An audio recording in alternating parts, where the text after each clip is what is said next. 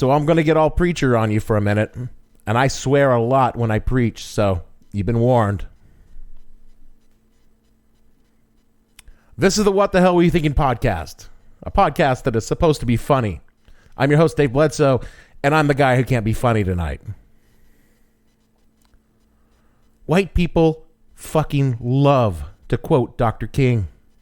Makes us feel good. Makes us though we're speaking the language of black folks. We aren't. Most of the time, we're being condescending and annoyingly fucking patronizing to people of color. And I'm a white dude. And I'm going to quote Dr. King. But I'm not speaking to black folks because they don't need to hear shit from me. I figure they've heard more than enough from well-meaning white people to last them, I don't know, about 400 years plus interest. So I'm going to speak to my fellow honky sapiens, the Mayo Americans, my white-bread sisters and brothers, as I quote MLK, from his Other America speech at Stanford University, March 10th, 1968. I commend the full text to all of you, but this is the relevant portion to make my point. Quote, I think America must see that riots do not develop out of thin air. Certain conditions continue to exist in our society which must be condemned as vigorously as we condemn riots. But in the final analysis, a riot is the language of the unheard. And what it is that America has failed to hear, it has failed to hear the plight of the Negro poor has worsened over the past few years. It has failed to hear that the promises of freedom and justice have not been met. And it has failed to hear that large segments of white society are more concerned about tranquility and the status quo than about justice, equality, and humanity. And so, in a real sense, our nation's summer of riots are caused by our nation's winters of delay. And as long as America postpones justice, we stand in the position of having these recurrences of violence and riots over and over again. Social justice and progress are the absolute guarantors of riot prevention, unquote. 51 years later, after all the blood and fire of the civil rights movement, white America still stands around with his fingers in our ears chanting, nah, nah, nah, I can't hear you. Oh, we think we've made great strides in equality. We point to a few laws and say, look at we, the magnanimous beneficiaries of centuries of power being consolidated in our hands. Look what we have given you. Are you not grateful for these scraps of liberty from our feast? Why are you angry? Have we not given you pennies when you had none? Yet we've clenched dollars in our fist. Are you children to throw tantrums because you did not get everything you wanted? Be patient, be polite, wait and see. Things will work out in time. This is what we say. And we then have the audacity to wonder why black people are so fucking pissed off. There is not one single white person in America that understands anything about what it means to be black in America. For all we live in the same place and same time, we live in two different universes, and we could travel back and forth between them, but we can never exist in the universe next door. This is because the country was created to do this very thing from its inception. But we can understand that we don't understand. We can listen. We can learn. We can accept the fundamental truth that the system is separate and utterly unequal. We live in a nation where a nice white lady can be walking her dog in Central Park and use her status as a nice white lady with a dog as a fucking weapon against blackness. As sure as she had pulled a pistol from her purse and held it to the head of the man who asked her to please put her dog on a leash. She, just like Sarah Page did with Dick Rowland in Tulsa and Carolyn Bryant did with Emmett Till in Money, Mississippi. Think about that. Just being white in America puts a very real, extremely deadly weapon in the hands of every white American that we can use pretty much with impunity whenever we want. And we don't even have to pull the trigger because someone else will do that dirty work for us. We call them police officers. I used to think I understood what it meant to be a police officer. After all, I did the job for 15 years. Reasonably, or so I thought at the time, I was qualified to speak about what it was like to serve as the first line of defense against crime and disorder. And as I've grown older, I have learned that I did not then, and I do not now, know shit about shit. Because by modern standards, and honestly, probably by the standards of the time, I wasn't a police officer.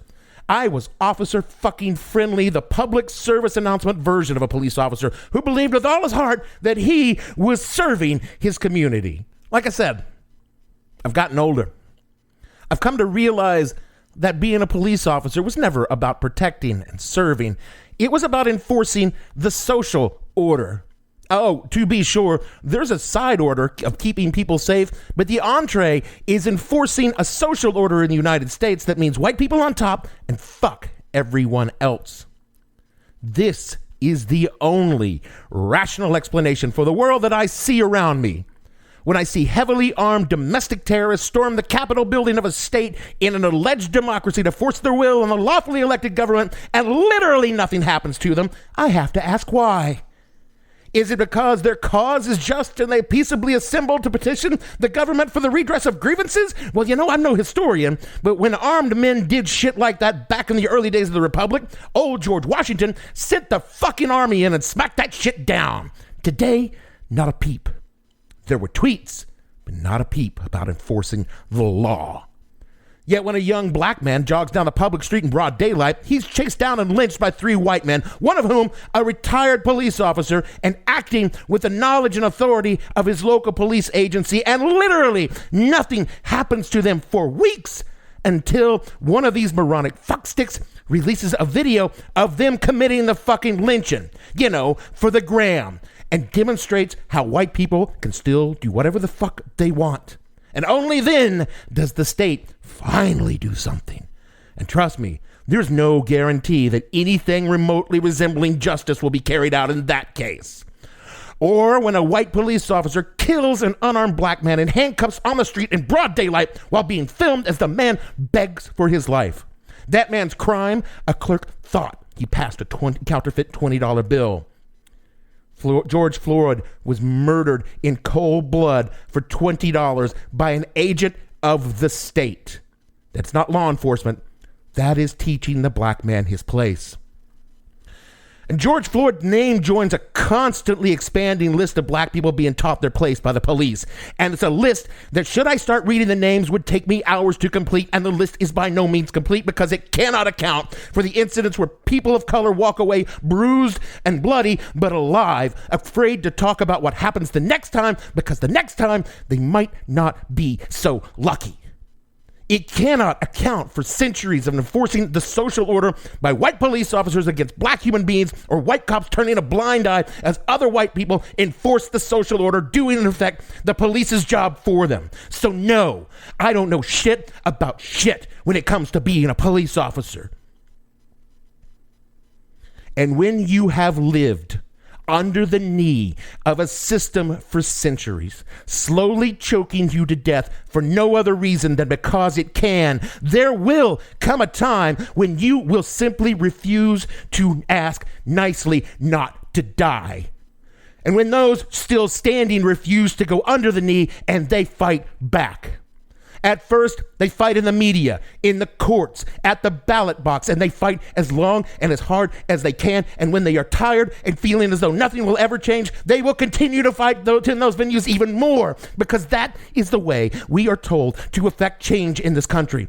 They will fight and try to make their voices heard. And when they have fought so long and so hard, only to find that their voices are not being heard, in fact, those voices are falling on intentionally deaf ears in a system designed by its creator to ensure their voices will be mute for all time, they are going to stop speaking and start screaming and rage, and then you will hear them. When the voiceless decide that they will be heard, white people like me always have a difficult time because we don't want to be seen as condoning or excusing violence. And we call for calm and plead for the leaders of the community to step forward and end the unrest. Well-meaning white people always want to step in and speak for people of color, saying, well, what they're really trying to say, shut the fuck up. Well-meaning white people, they are saying what they mean to say, and they are saying it for a fucking reason. They are saying it because it is the only way they can be heard. Like they were finally heard in the 1960s all across this country.